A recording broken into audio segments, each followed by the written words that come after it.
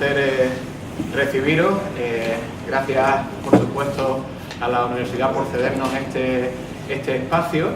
Y bueno, pues vamos a comenzar esta actividad de la Asociación Educación Abierta, que tiene esta curiosa estructura que ya habréis visto en nuestra web.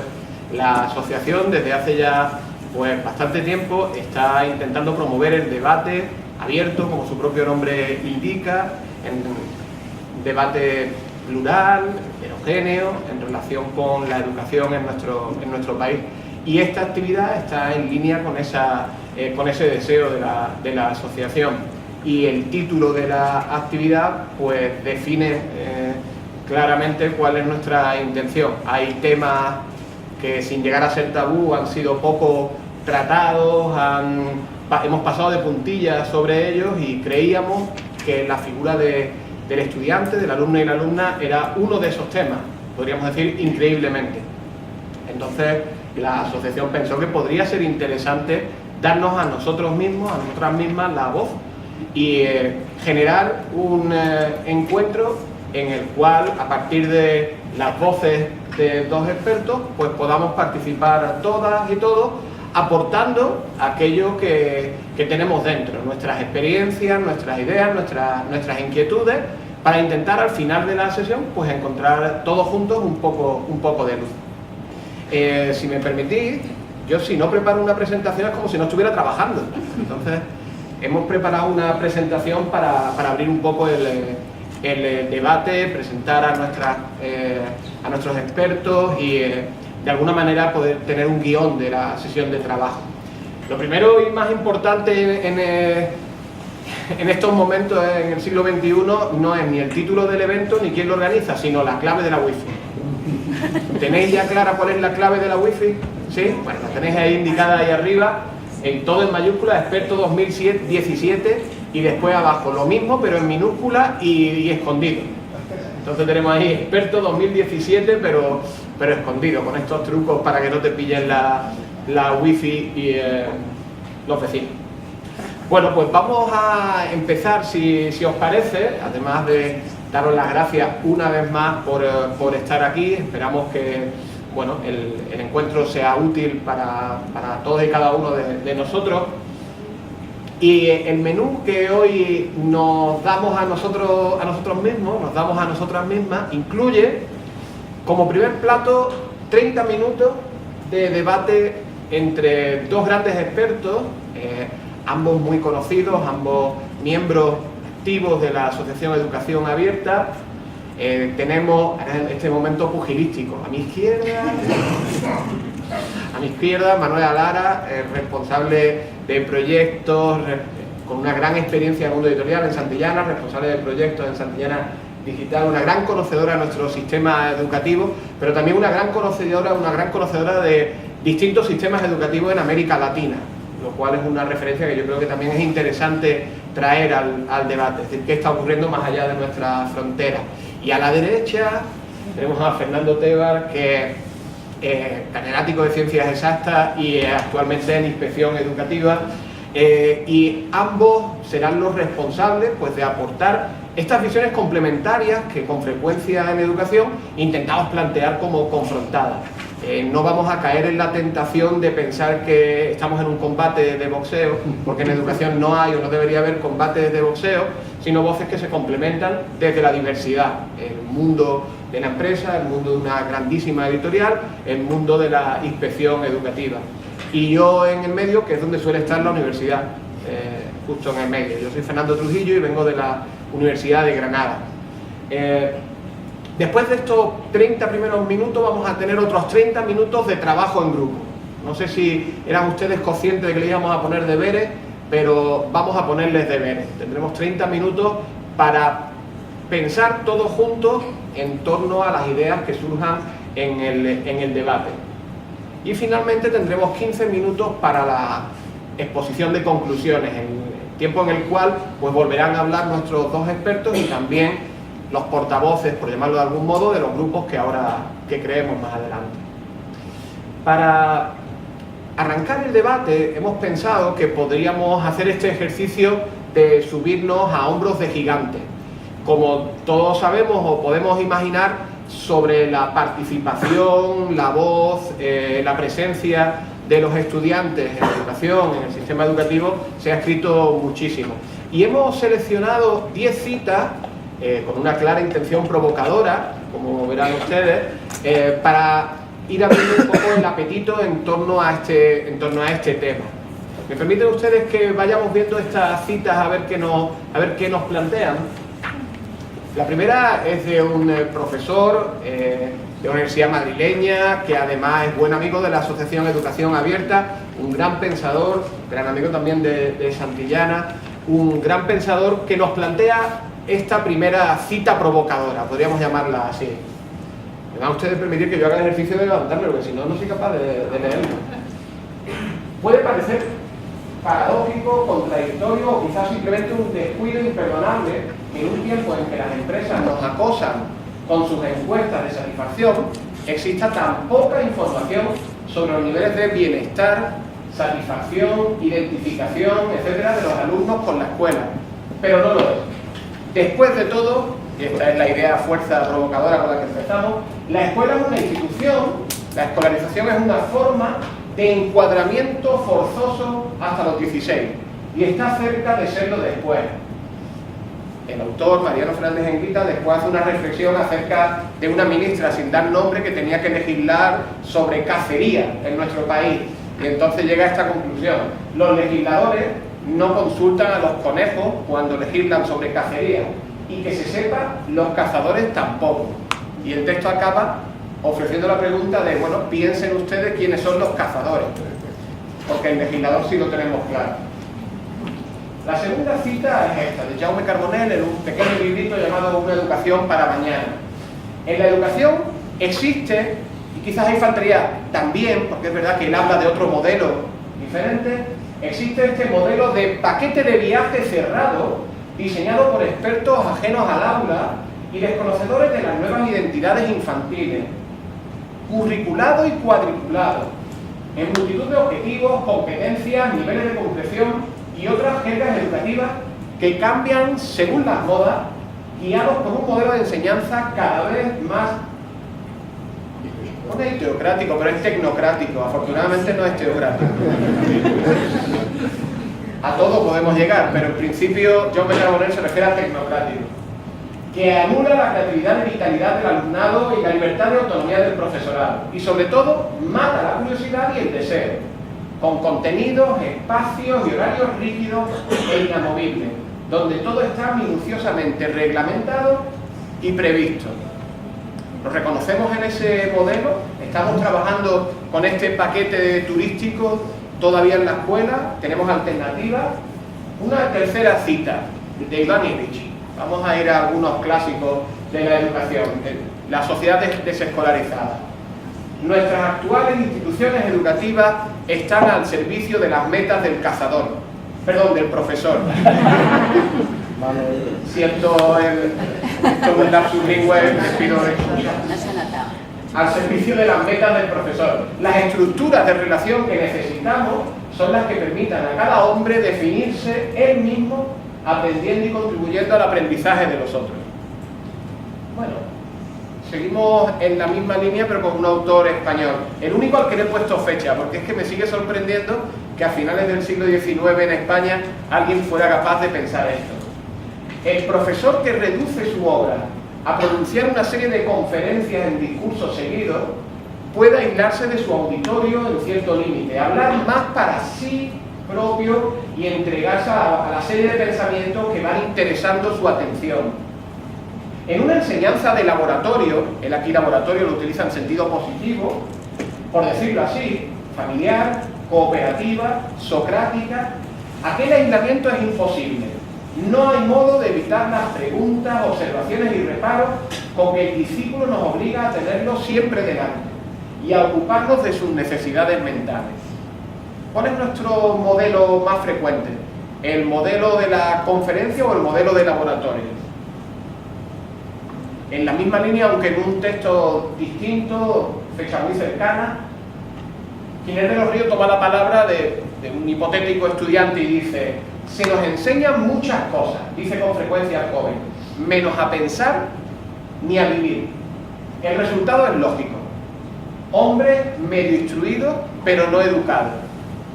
Hay que convertir las lecciones, y vuelvo a la idea en una conversación familiar, práctica y continua entre maestro y discípulo. Cruzamos a Brasil y una cita de Paulo Freire, el clásico de Pedagogía del Oprimido. Lo importante desde el punto de vista de la educación, liberadora y no bancaria, que ya conocen ustedes que es esa metáfora del que deposita contenidos en la cabeza del estudiante, es que los hombres se sientan sujetos de su pensar, discutiendo su pensar, su propia visión del mundo, manifestada, implícita o explícitamente, en sus sugerencias y la de sus compañeros.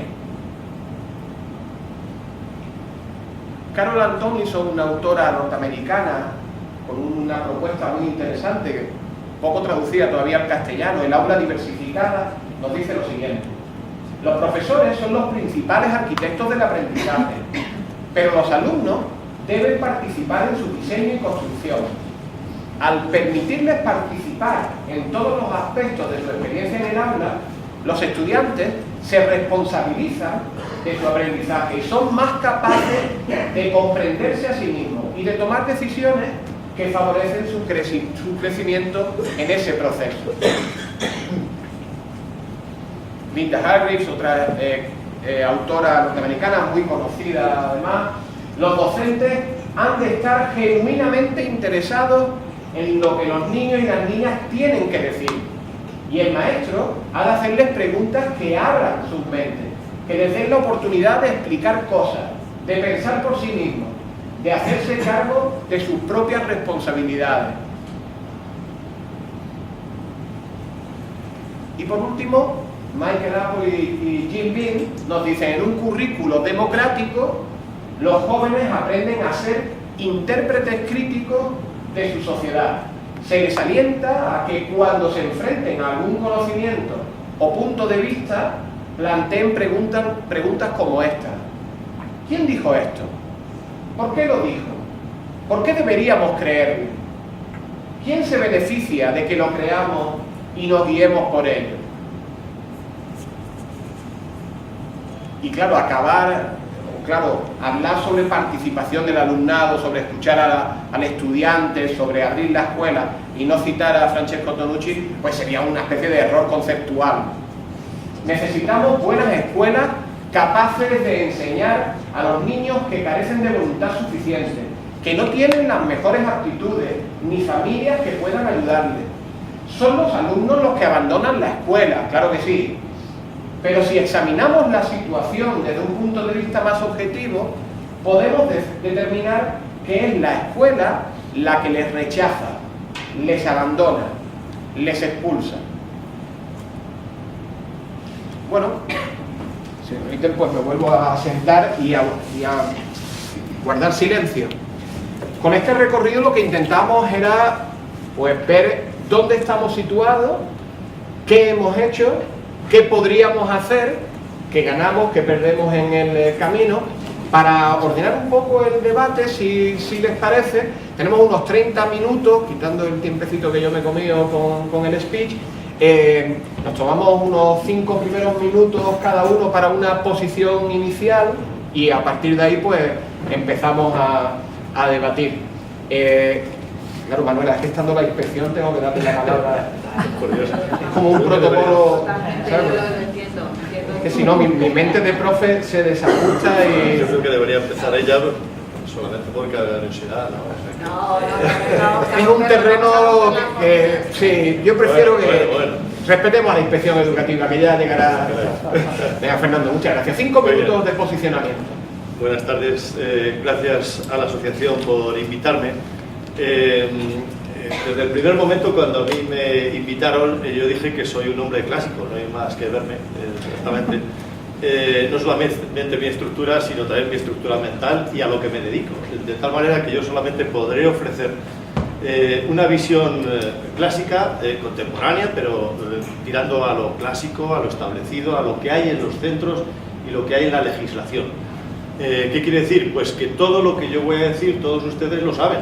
Es decir, todos saben lo que es la normativa, todos saben la motivación, todos saben del fracaso escolar. Lo siento, pero es mi parte negativa, con lo cual me parece muy bien porque así cede el protagonismo a los otros dos y me parece estupendo.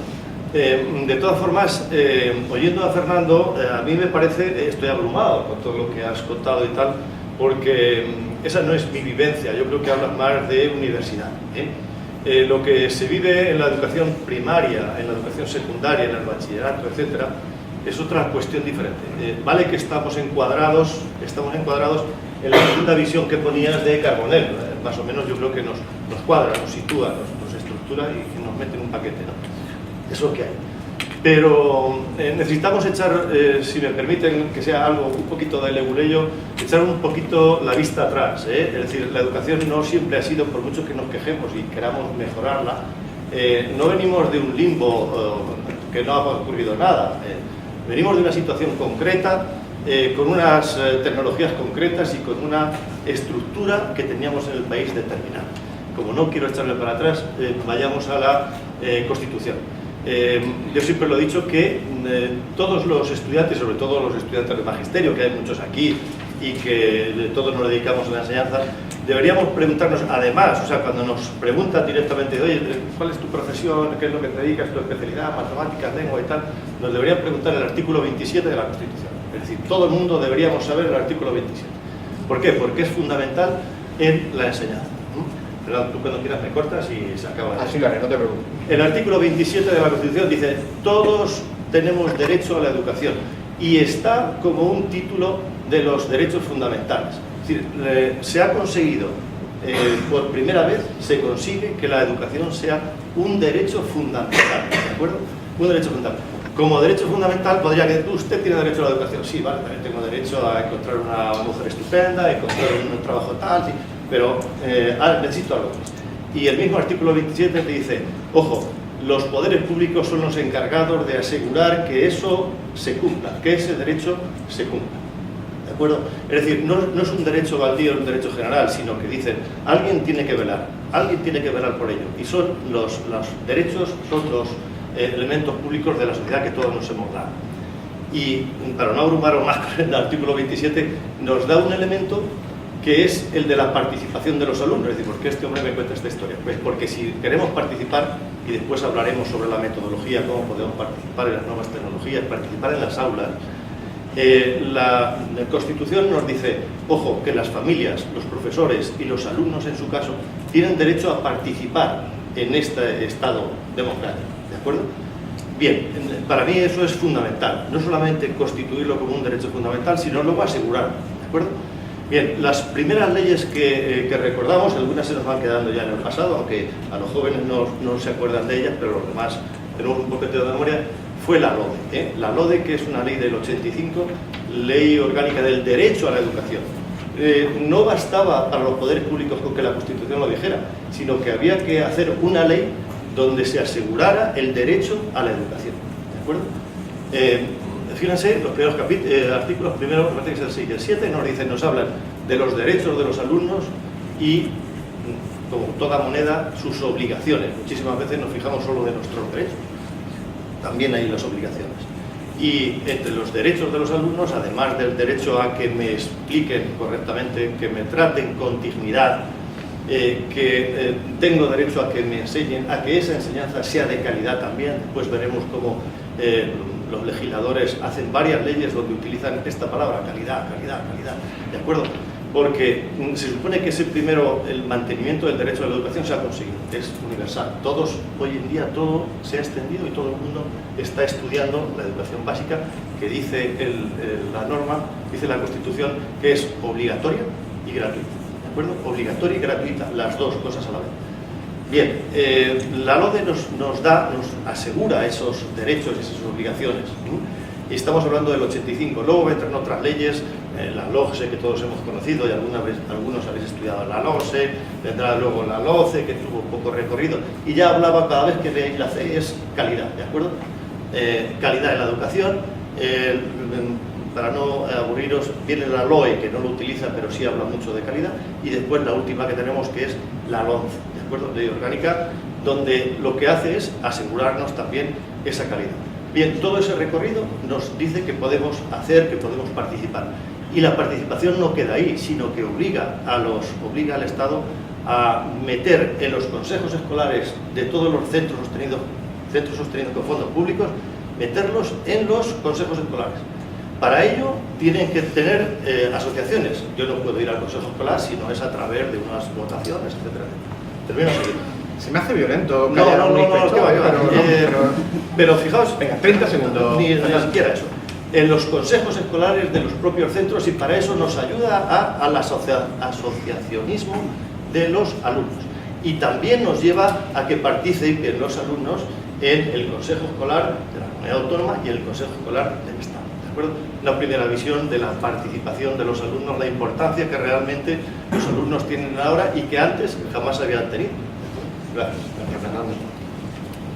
En realidad no es verdad, disfruto callarte a un inspector. Bueno, Manuela, posición.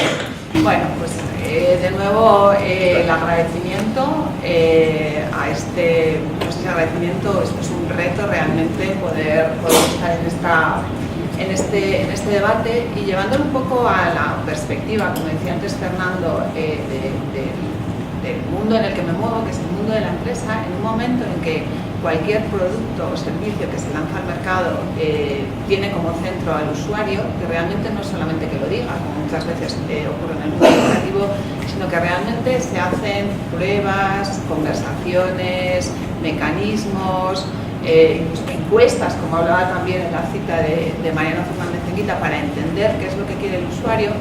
Pensaba que quizá podríamos pensar en el mundo de la educación si realmente esas 7 facetas que hablaba Peter Mobil en la experiencia de usuario las estamos teniendo en cuenta en el mundo educativo y con qué tipo de mecanismos podríamos establecer para que, al igual que cuando las empresas lanzamos productos y servicios al mercado nos planteamos qué tenemos que hacer, pudiéramos hacerlo en educación. Entonces me gustaría hacer con todos vosotros un recorrido por esas 7 facetas y que veamos, entendiendo que, por supuesto, Peter Mobil hablaba de productos y servicios y que la educación es otra cosa, que podamos hacer un recorrido por esas 7 facetas y plantearnos qué sentido podría tener aplicarlas o buscar unas fórmulas para implicar al alumno realmente en esa reflexión.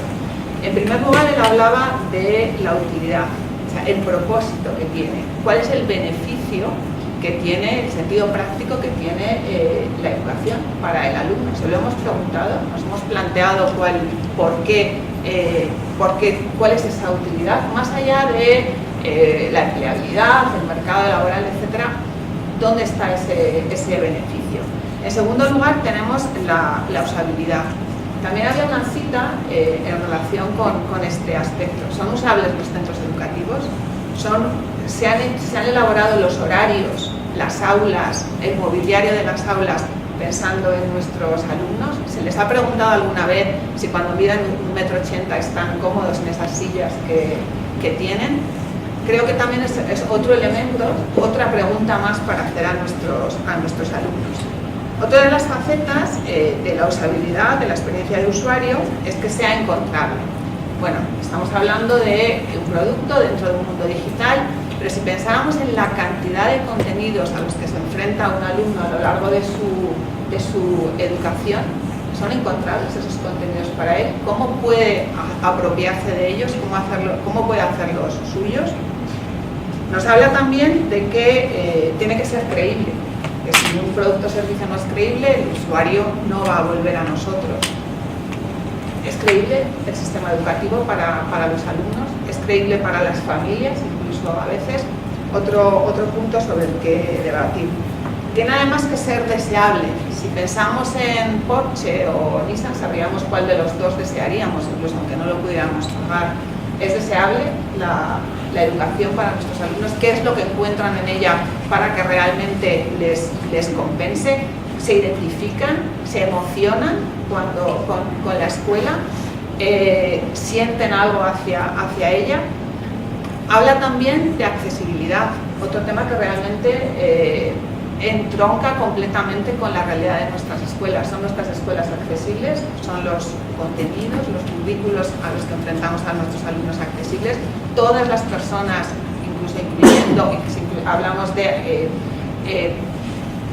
distintos tipos de alumnos, porque tenemos un montón de alumnos, es accesible para ellos. Y por último, el valor, es valioso, hasta qué punto, y no estamos hablando de valor monetario, cuál es el valor que tiene la escuela para nuestros alumnos. Entonces creo que si de alguna manera intentamos hacer un alineamiento entre estas 7 facetas y lo que es la escuela, a lo mejor podríamos encontrar mecanismos en los que, bueno, no solamente encontramos cómo dar voz a los alumnos, cuáles son esos espacios que tienen, sino además cómo convertir la escuela y el sistema educativo en algo realmente de valor para ellos, que les ponga como usuarios en el centro de todo. Clavado a los 5 minutos. Vamos a empezar a debatir. Permitidme que os haga una pregunta a cada uno, porque yo que estaba muy calladito escuchando, claro, Manuela implícitamente está diciendo que no hemos asegurado realmente la participación del alumnado en el sistema educativo, es decir, que esa función que tú comentabas de se debe defender, los poderes públicos deben defender y se debe asegurar, y así lo establece desde la LODE hasta la 11, Manuela parece que está cuestionándolo, pero al mismo tiempo Manuela dibuja. Entonces te preguntaría a ti, ¿realmente tú crees que hemos conseguido asegurar esa participación?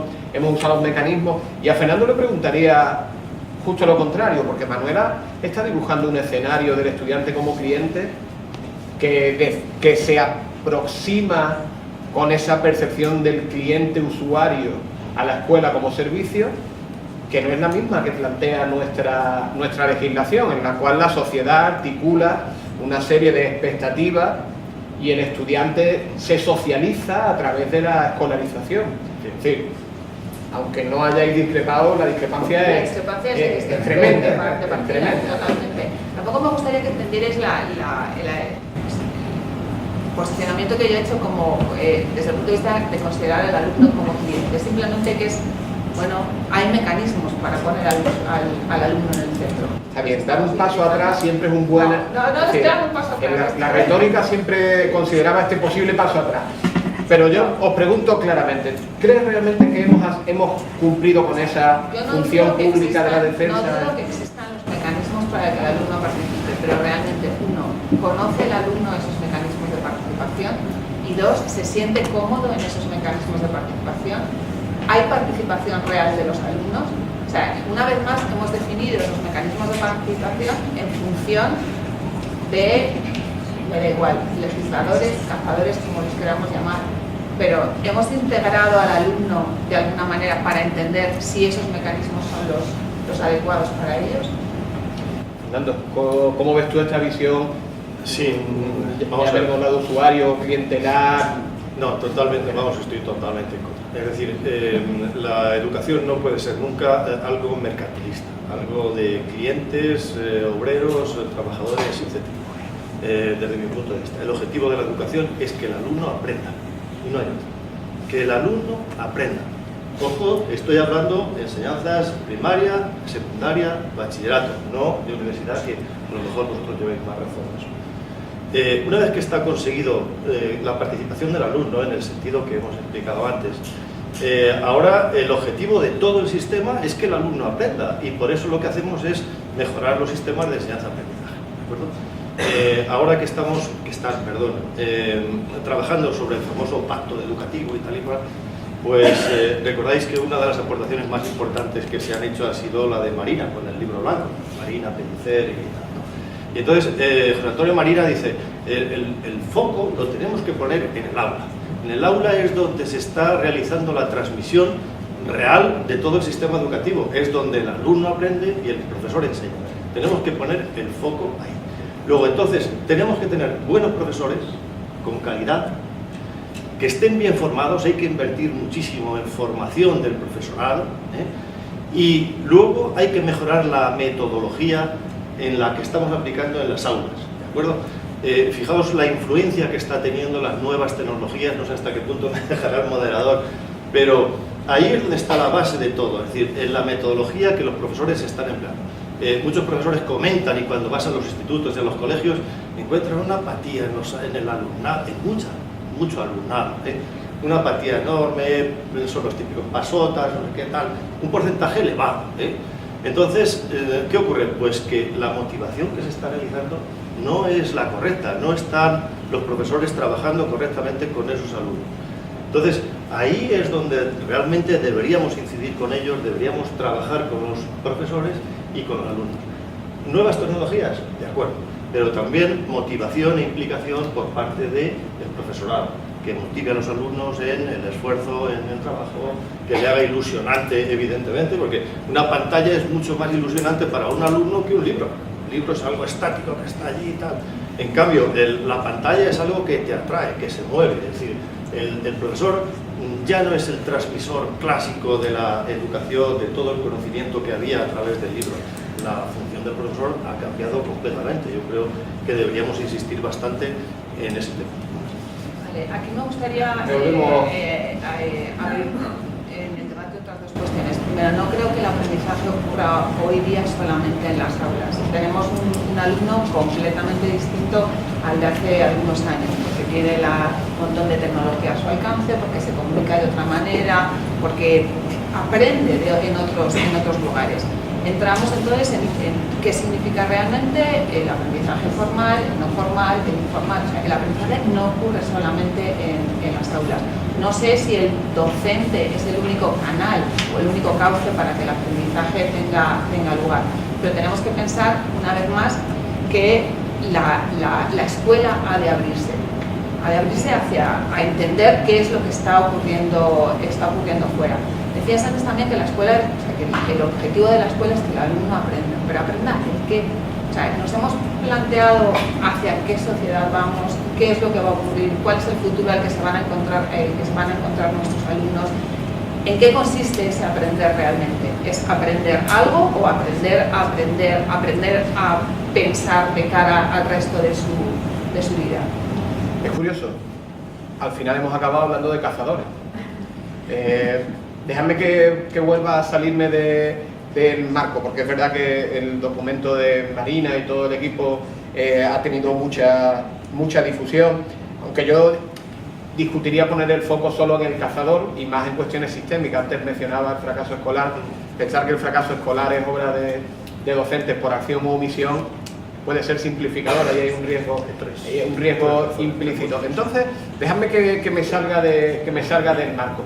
¿Puede el estudiante participar en el diseño curricular en su centro a través de los mecanismos que tenemos articulados? ¿O el diseño curricular le cae sobrevenido porque lo impone, lo establece el Estado y hasta ahí podemos hacer? ¿Le damos ahora la palabra primero a Marlene? No, yo no creo que el alumno esté interviniendo. Otra cosa es que cuando llega el momento de implementarlo en el aula, el docente, el que sea, o el centro, dentro de su forma de trabajar, decida que el alumno puede participar de alguna manera. Pero desde el punto de vista formal, no.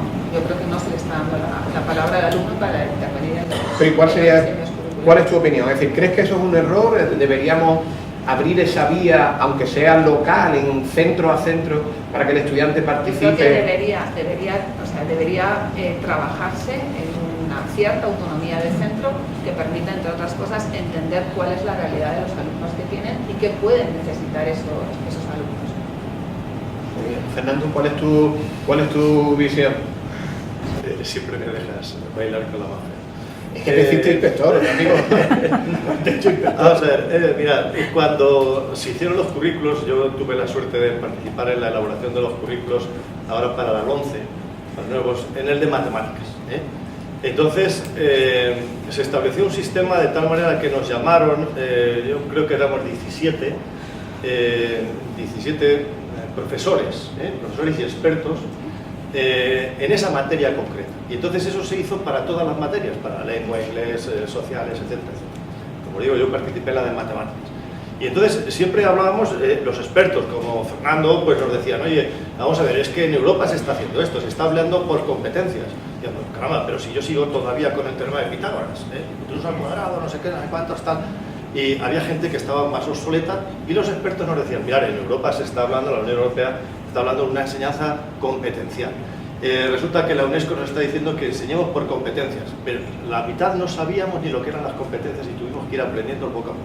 Pero sí sabíamos lo que un alumno de enseñanza primaria y enseñanza secundaria tiene que saber de matemáticas, ¿de acuerdo?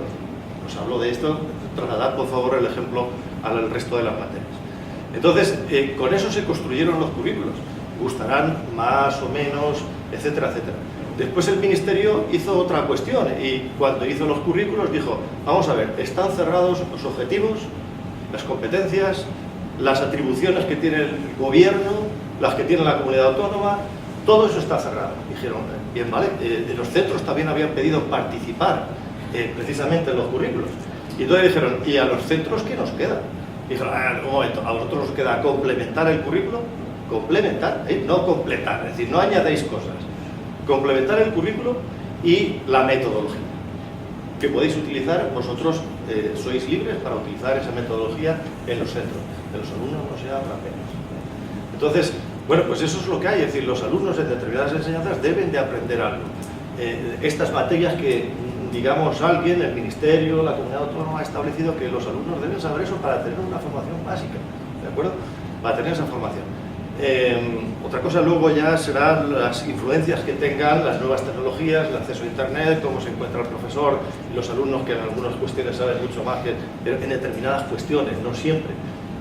Todo eso será otra cuestión a debatir, pero que ahí está más o menos cerrado y la metodología que emplean, os podéis sorprender los colegios, institutos, cómo los profesores son muy dinámicos, establecen metodologías nuevas, utilizan, bueno, pues desde Moodle hasta Aula Web, utilizan muchas nuevas tecnologías que apoyan esa enseñanza, que son nuevas y que están ayudando.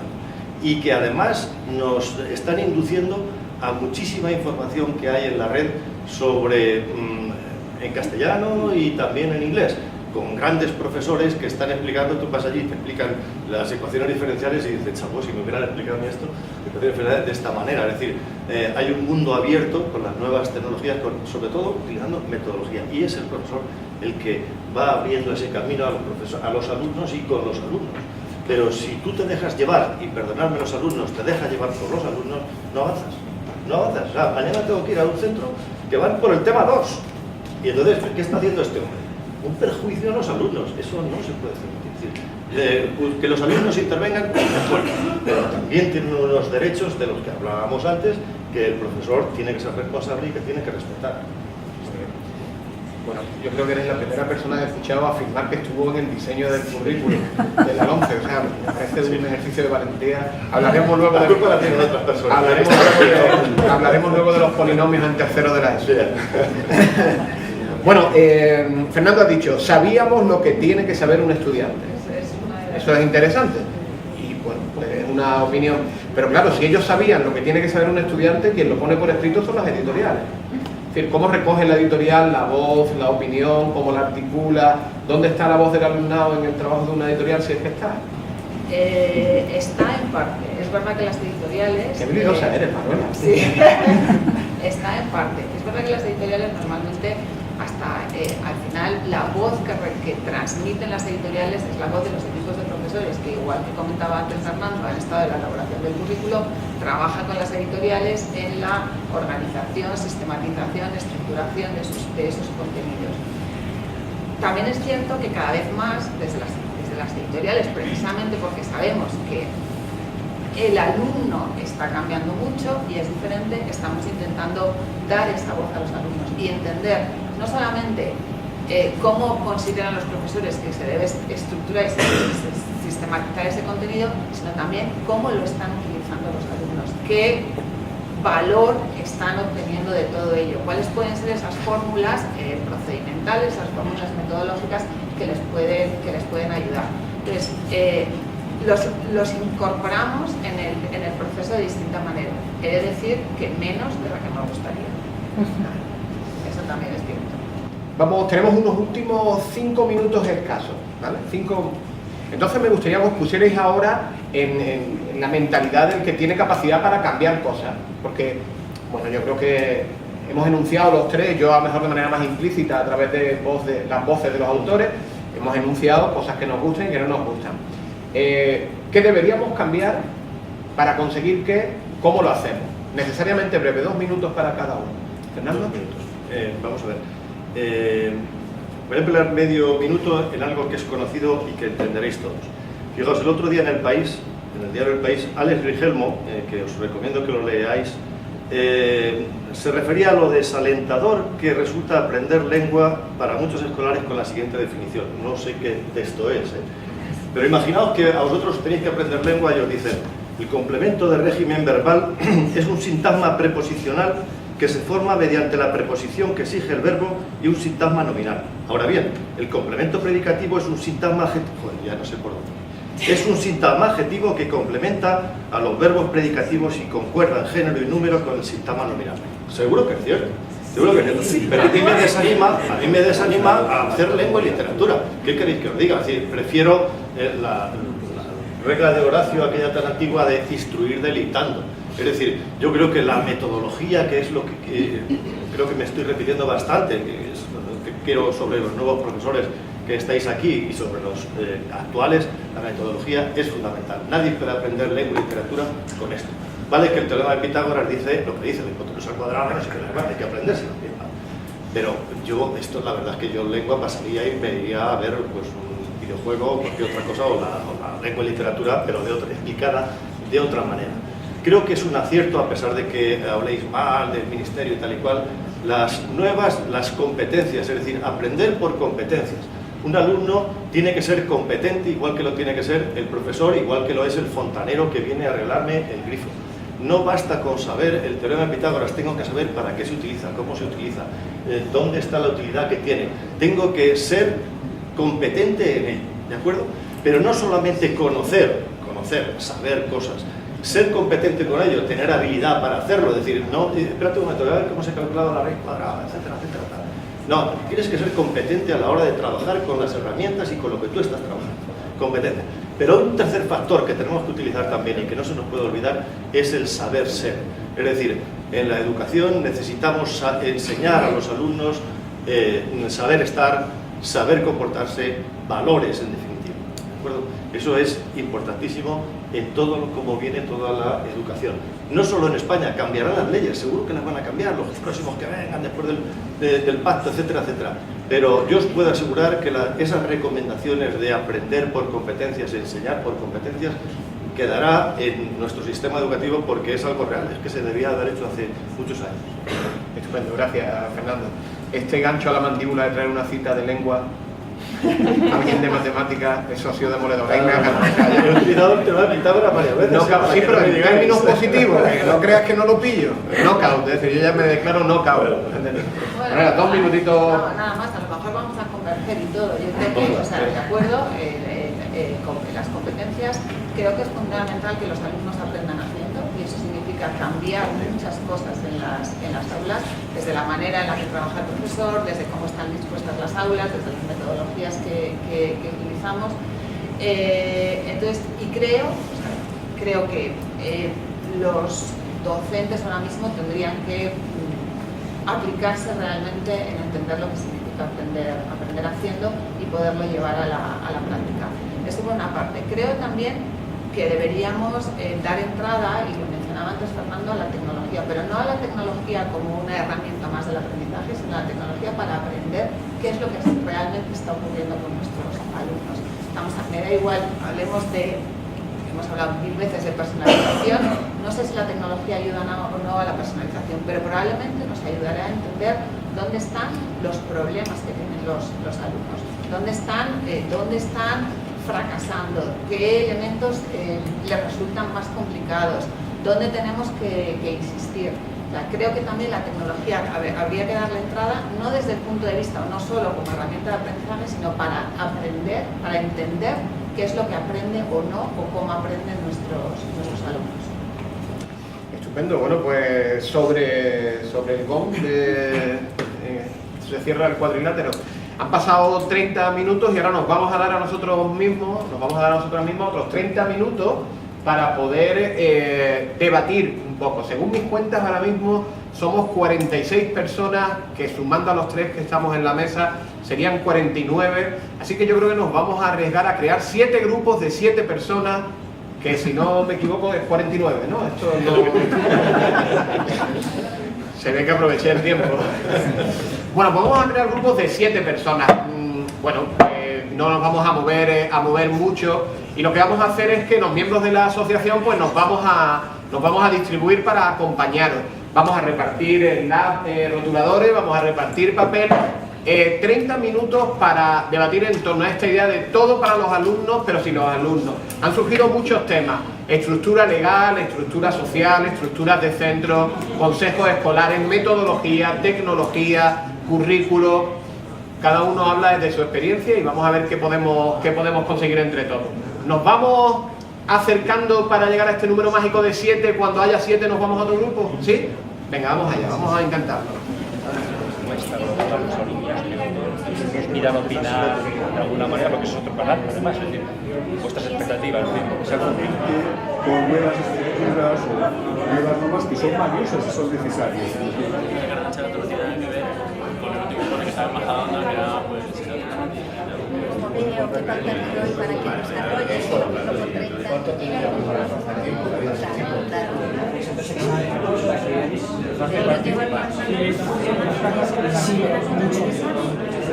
La tarima, y además se hace su propia autoevaluación interna, trabajar con exámenes que no... Bueno, vamos a hacer ahora una cosa, eso es, ocupamos los espacios, aquellas personas que vayan a actuar sí, Fernando también, porque al final tendremos un turno de palabra, Manuel.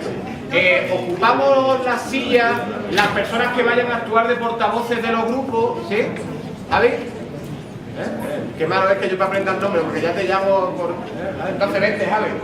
¿Y falta algún portavoz de los grupos más? No, estamos...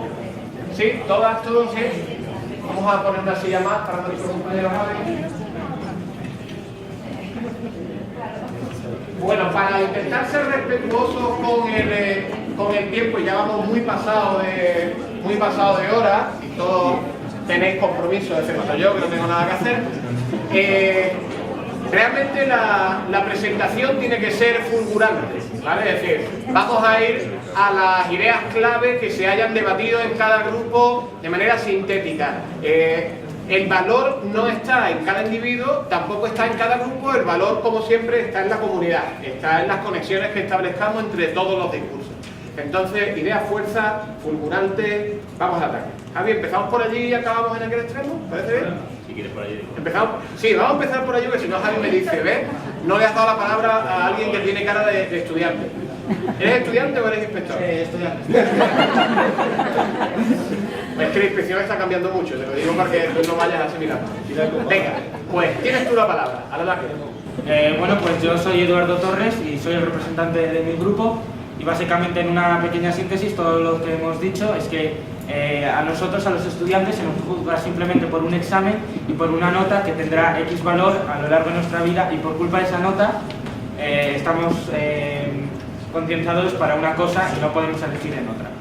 Además, también hemos debatido sobre la idea del feeling entre el profesor y el alumno, en el que muchos profesores simplemente van a dictar presentaciones y no a establecer una comunicación con el alumno, no les ayudan a aprender ni a nada por el estilo. Y además hemos visto que como las clases son muy grandes, de 34 personas y así, pues también es complicado, pero siempre se pide un esfuerzo tanto de la parte como de los alumnos como de la parte del profesor. Y por último, ya para terminar, en nuestro grupo no había ningún profesor, así que ha sido un poco más interesante nuestra experiencia y ya está, tampoco mucho más. Muy bien, estupendo. Pues, entonces tenemos aquí tres primeras aportaciones: voz mediada por el examen, profes que dictan presentaciones y una ratio grande que dificulta el diálogo. Tres primeras ideas fuerzas desde la perspectiva de un primer grupo.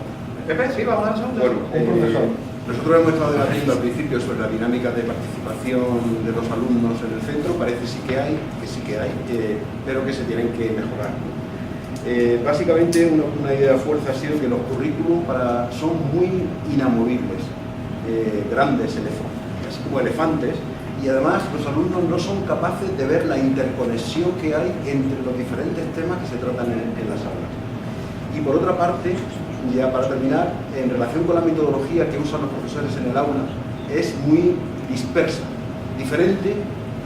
Unos profesores usan una metodología, otros profesores usan otra, y ellos se sienten más cómodos con lo que decía nuestro colega, de una metodología donde el alumno sienta que cuentan con él, es más participativa, más dialógica.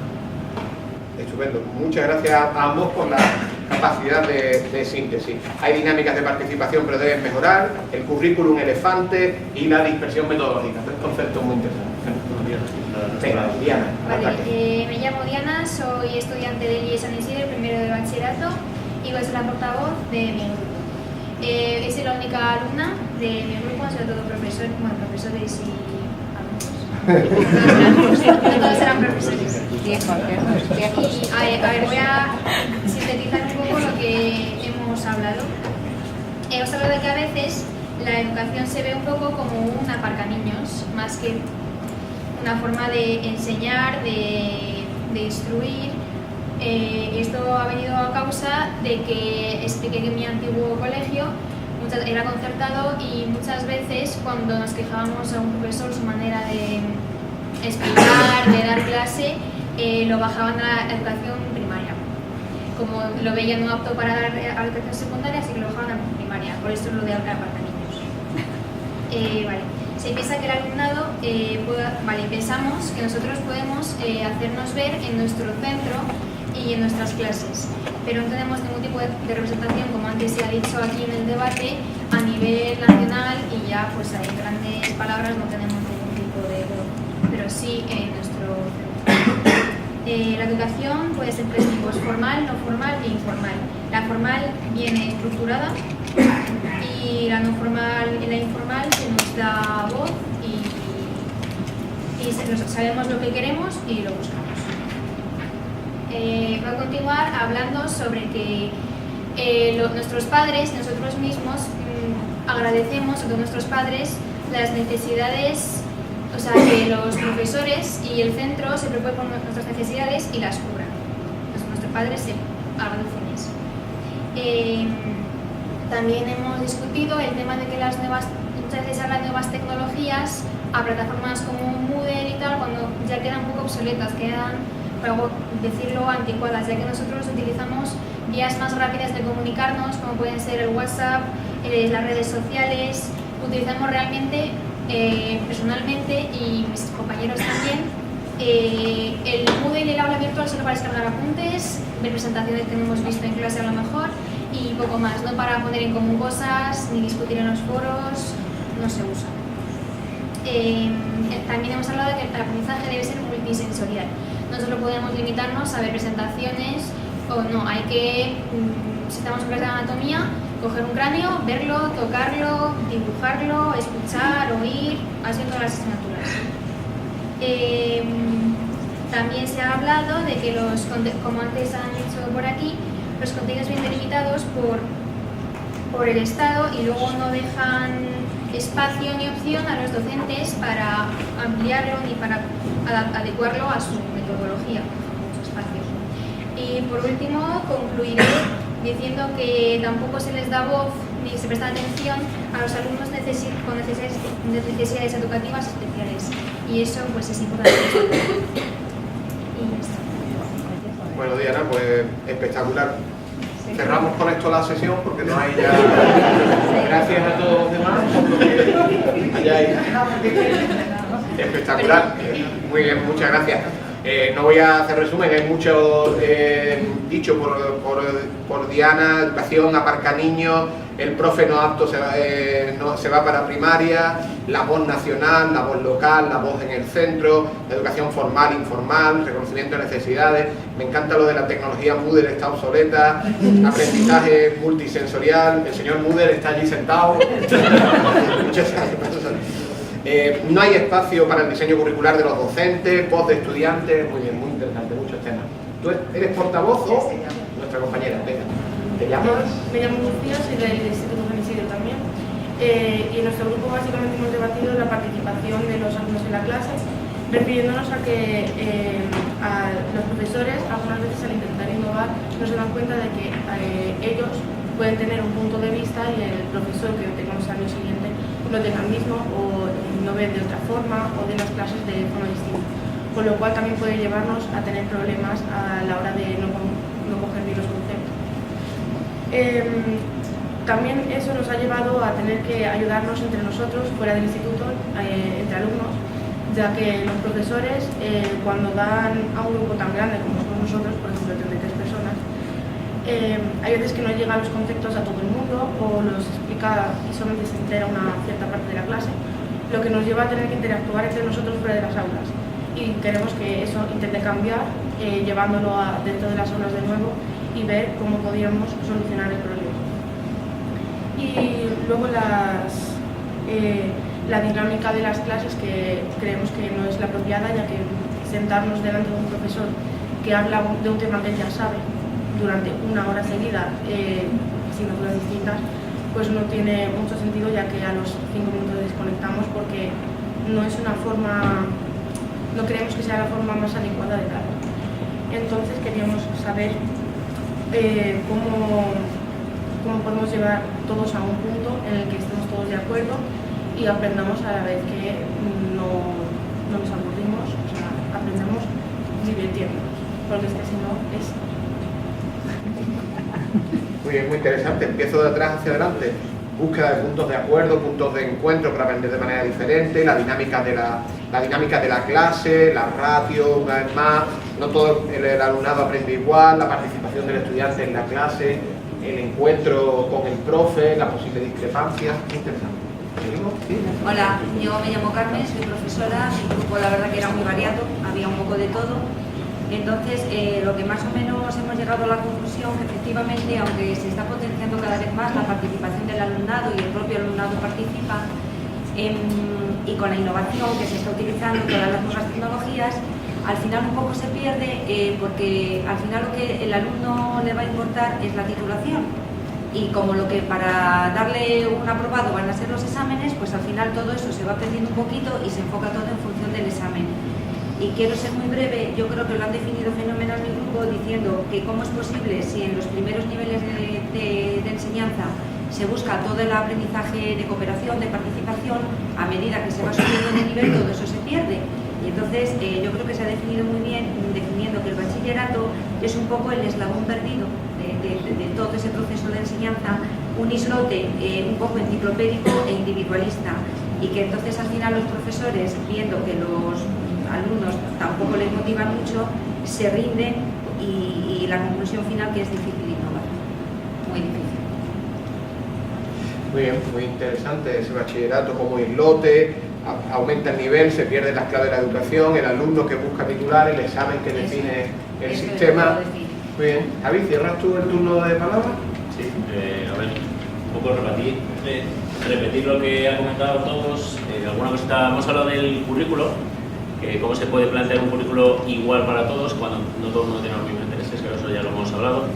Hemos hablado de la criba, de esa criba real que se hace durante la educación secundaria obligatoria hasta que llegamos a un bachillerato que sigue siendo una criba.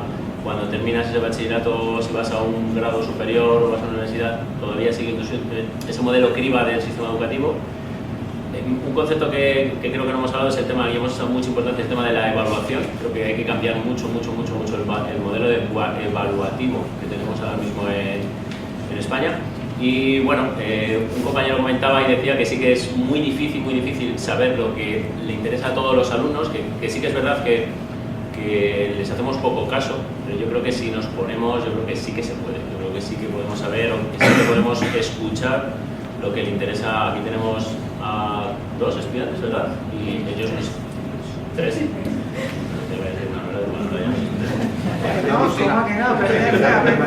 Tenemos 3 estudiantes y ellos nos dicen, no, hablan de emoción, hablan de interés, hablan de motivación, y creo que eso es importante, escucharles para ver qué les interesa y qué les motiva. Y Moodle está muy chulo, No le hagas caso, es adulto y profe. Estoy de acuerdo con lo que ha dicho, no se puede resumir todo en los números. También hay que tener en cuenta las emociones, lo que nos produce aprender, instruirnos e ilustrarnos. Pues yo creo que si habla Diana, yo no digo nada más. Me parece que es un final justo para este debate. Los debates en realidad nunca tienen conclusiones, lo único que hacemos es poner un granito más, una piedra más para seguir debatiendo. Yo les animo a que en breve visiten el blog de la asociación, donde intentaremos, siempre de manera injusta, pero lo intentaremos, recoger las voces que aquí se han expuesto y por supuesto quedan emplazadas todas y todos a la siguiente actividad que la asociación plantee. Muchas gracias por venir, especialmente a nuestros estudiantes, y gracias por aportarnos vuestra experiencia, vuestra voz, vuestro conocimiento. Espero que los dos, los profes y los adultos, seamos capaces de encontrar vías para seguir enriqueciéndonos con vuestra voz. No sé si por parte de Alfonso hay algo más que decir. Yo no diría nada después de lo de Diana. ¿Queréis estropearnos de algún modo? Bueno, pues lo dicho, muchas gracias a todas y a todos.